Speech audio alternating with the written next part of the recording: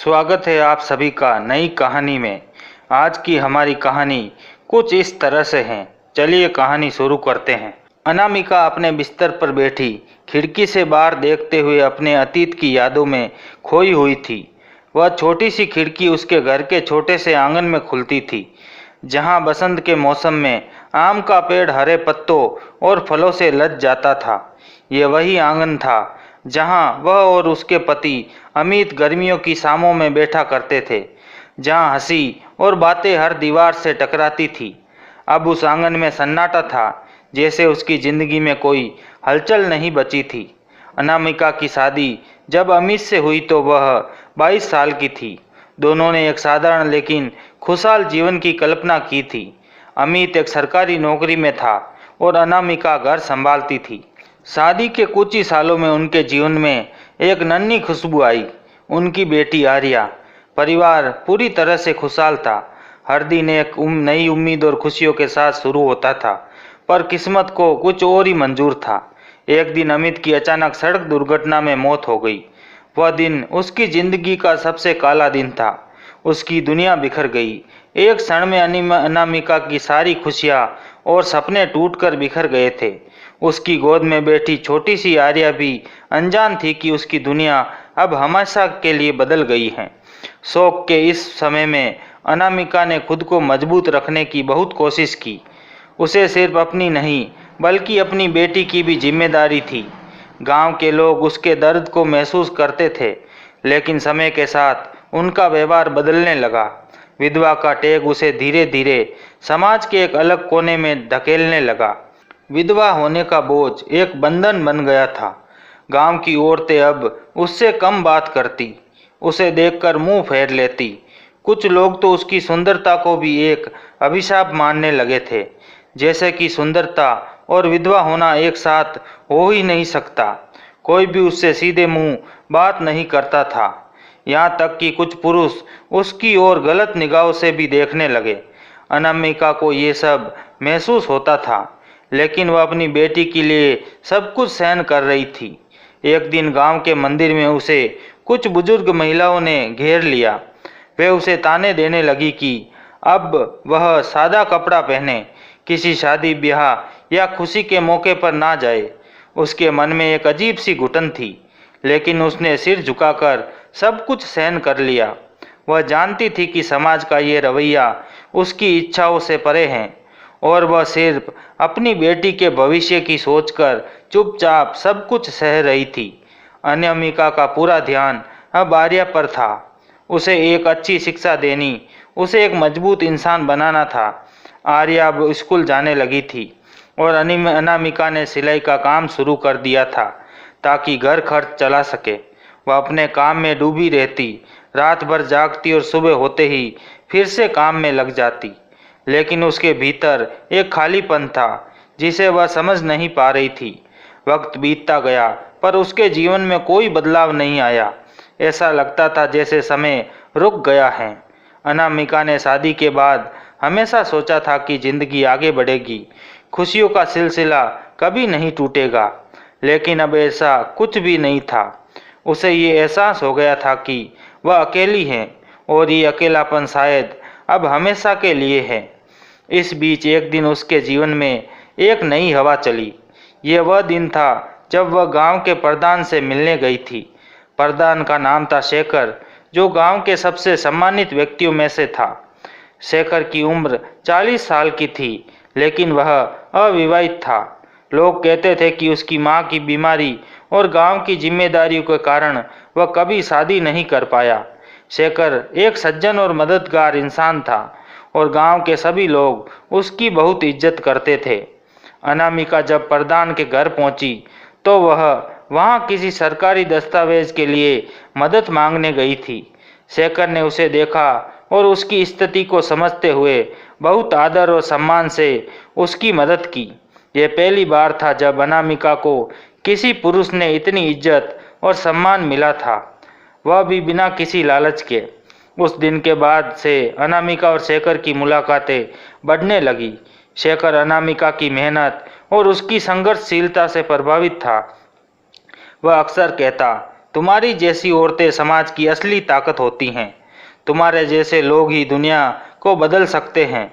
अनामिका को उसकी बातें दिल से लगती थी। धीरे धीरे वो उसकी बातों में सुकून ढूंढने लगी। लेकिन गांव के लोग इन मुलाकातों को गलत नज़रों से देखने लगे। कुछ लोग तो कहने लगे कि शेखर और अनामिका के बीच कुछ चल रहा है। अनामिका को ये सुनकर बहुत दुख हुआ, क्योंकि वह जानती थी कि शेखर उसके लिए केवल एक मित्र था जो उसकी मदद कर रहा था। पर समाज ने इसे अपनी तरह से रंगना शुरू कर दिया था। इस बीच शेखर ने भी महसूस किया कि वह अनामिका के प्रति कुछ खास महसूस करने लगा है। वह उसकी सरलता, उसकी ताकत और उसकी देखभाल करने वाली प्रवृत्ति से बेहद प्रभावित था।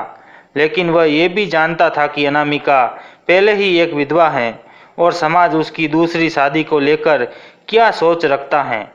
शेखर और अनामिका की मुलाकातें अब धीरे धीरे बढ़ने लगी थी और ये बात अब पूरे गांव में फैल चुकी थी। कुछ लोग इसे अच्छे नज़रिए से देख रहे थे तो कुछ इसे लेकर बहुत नकारात्मक बातें कर रहे थे। लेकिन अनामिका के मन में अब भी एक सवाल था, क्या वह अपनी बेटी और अपनी जिंदगी के लिए फिर से एक नया रिश्ता जोड़ सकती है? क्या समाज उसे ये अधिकार देगा या फिर उसकी जिंदगी हमेशा के लिए एक ठहरी हुई झील सी बन जाएगी? अमित की मृत्यु के बाद अनामिका का जीवन एक ठहरी हुई झील बन गया था, जिसमें न कोई हलचल थी, न कोई उत्साह। मगर अब शेखर की लगातार मदद और उसकी बातों ने अनामिका के दिल में कुछ नई भावनाएं जगाई। हालांकि वह खुद भी इस बदलाव को पूरी तरह समझ नहीं पा रही थी। क्या यह सिर्फ शेखर की मदद की वजह से था या फिर उसके दिल में कुछ और भी चल रहा था? अनामिका उलझन में थी। गांव में लोग उसके बारे में तरह तरह की बातें करने लगे थे। कुछ ने शेखर को लेकर उसके चरित्र पर उंगलियां उठानी शुरू कर दी थी। इतनी जल्दी दूसरी शादी के बारे में सोचना ठीक है? क्या शेखर और अनामिका सच में सिर्फ दोस्त थे? इस तरह के सवाल हर जगह तैर रहे थे। अनामिका के लिए बातें सुनना बहुत कठिन था। उसे ये समझ नहीं आ रहा था कि वह आखिर क्या करे।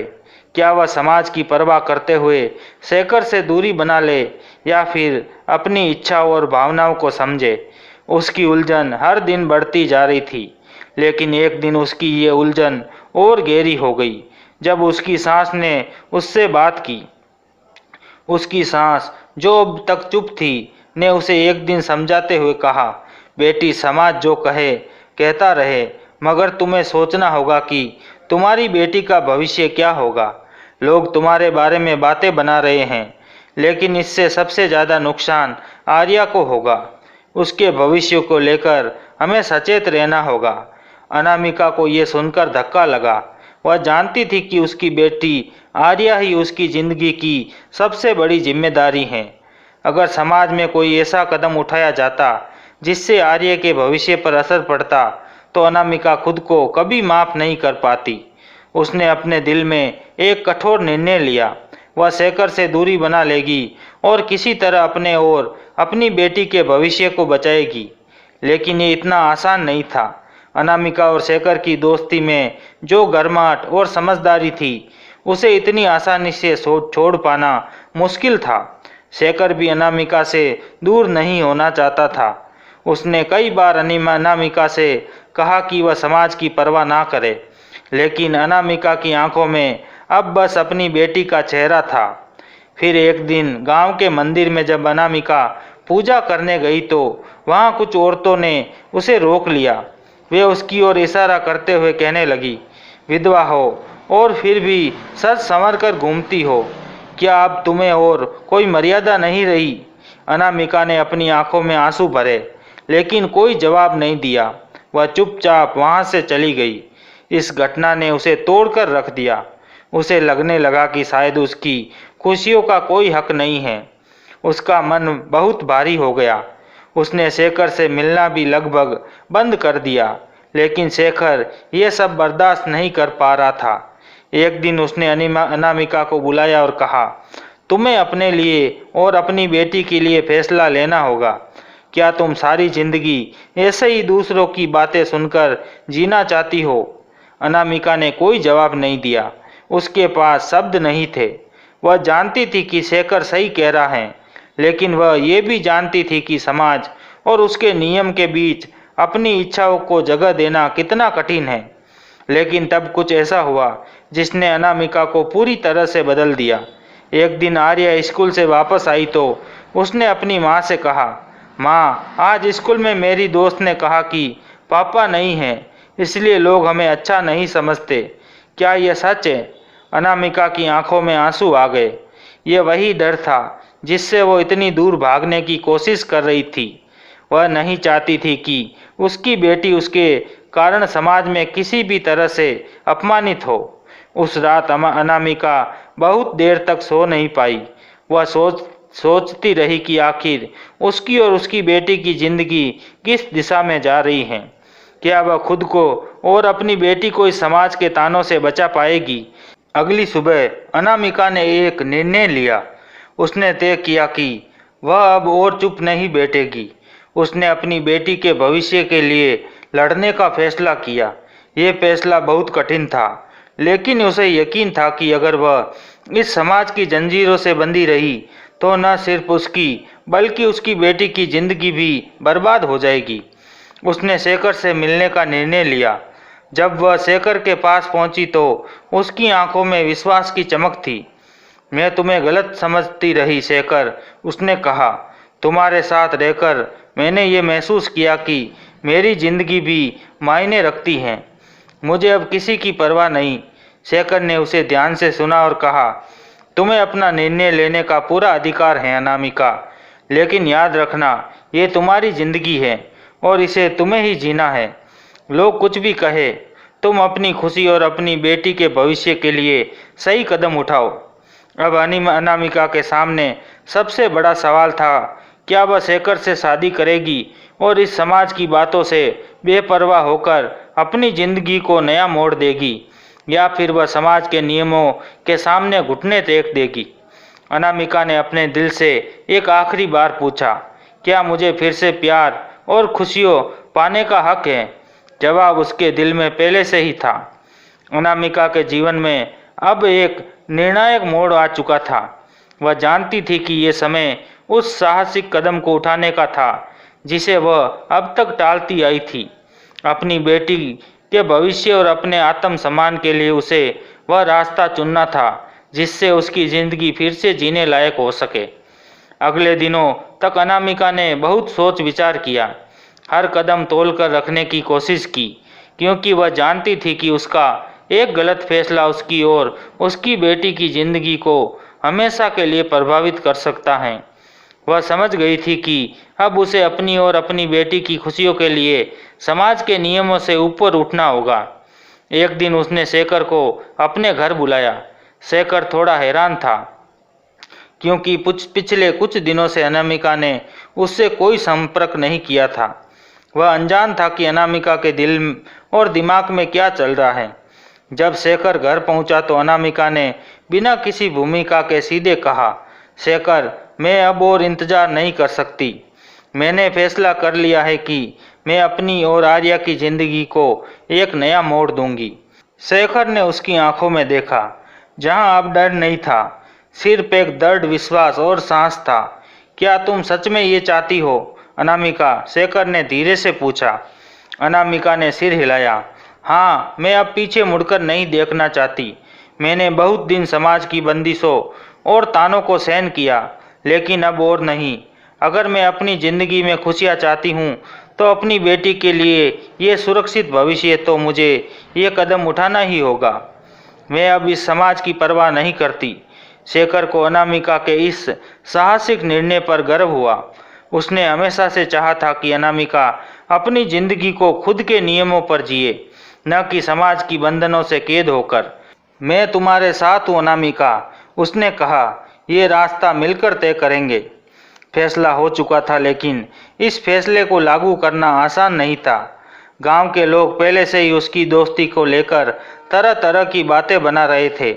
अब जब दोनों ने शादी का निर्णय लिया तो पूरा गांव हिल गया। लोग अनामिका के इस कदम की आलोचना करने लगे। कुछ ने तो यहाँ तक कहा कि विधवा की शादी एक अपशगुन है। कई लोगों ने ये कहा कि शेखर जैसा सम्मानित व्यक्ति एक विधवा से शादी करके अपनी इज्जत को मिट्टी में मिला रहा है। ये वह पल था जब अनामिका को अपने फैसले पर डटे रहना था। समाज के तानों और विरोधों ने उसे कमज़ोर नहीं किया बल्कि और मजबूत बना दिया। उसने ठान लिया था कि अब वह किसी भी स्थिति में पीछे नहीं हटेगी। शादी की तैयारियां शुरू हुई। अनामिका ने यह फैसला किया कि वह सादा और साधारण तरीके से शादी करेगी। उसे किसी धूमधाम की ज़रूरत नहीं थी। उसकी शादी सिर्फ एक समारोह नहीं थी बल्कि उसकी आज़ादी का प्रतीक थी। जब शादी का दिन आया तो गांव में मिलीजुली प्रतिक्रियाएं थी। कुछ लोग इस शादी का विरोध कर रहे थे तो कुछ ने चुपचाप इस निर्णय को स्वीकार कर लिया। अनामिका के घर के बाहर कुछ विरोधी इकट्ठा होकर अब शगुन शगुन के नारे लगा रहे थे, लेकिन शेखर ने उसकी परवाह नहीं की। वह जानता था कि ये एक ऐसा कदम था जिसे समाज को बदलने के लिए उठाना जरूरी था। मंदिर में शादी के दौरान अनामिका के दिल में अजीब सी शांति थी। शेखर के साथ फेरे लेते समय उसे ऐसा लगा जैसे वह अपने पति अमित की आत्मा को धन्यवाद दे रही हो। वह जानती थी कि अमित भी यही चाहता था कि उसकी जिंदगी फिर से पटरी पर आए और वह खुश रहे। फेरे खत्म होते ही अनामिका ने अपनी बेटी आर्या को गोद में उठा लिया। अब वह सिर्फ एक माँ नहीं थी बल्कि एक पत्नी भी थी। शादी के बाद की रात अनामिका ने शेखर से कहा, मैंने कभी सोचा नहीं था कि मेरी जिंदगी में फिर से खुशियाँ लौटेगी। तुम्हारे साथ ने मुझे ये एहसास कराया कि मुझे भी खुश रहने का हक है। शेखर ने उसके हाथों को अपने हाथों में लेकर कहा, यह सिर्फ तुम्हारी जीत है अनामिका। तुमने जो कदम उठाया वह तुम्हारी हिम्मत और तुम्हारे आत्मविश्वास का प्रतीक है। समाज की चुनौतियाँ अब भी कम नहीं हुई हैं। शादी के बाद भी कुछ लोग उन्हें ताने मारते रहे, लेकिन अनामिका अब इन बातों से ऊपर उठ चुकी थी। उसने अपनी नई जिंदगी को अपनाने का दृढ़ संकल्प कर लिया था। धीरे धीरे गांव के लोग भी उनके रिश्ते को स्वीकार करने लगे। शेखर और अनामिका ने गांव के कई सामाजिक कामों की शुरुआत की। दोनों ने मिलकर समाज के उन रूढ़िवादी विचारों को चुनौती देना शुरू किया जो लोगों के व्यक्तित्व जीवन पर अनावश्यक बोझ डालते हैं। अनामिका की शादी न केवल उसकी निजी जिंदगी का नया अध्याय था बल्कि ये गांव के लोगों के लिए एक प्रेरणा भी बन गई। उसने दिखा दिया कि समाज के बंधनों में बंधकर जिंदगी को जिया नहीं जा सकता।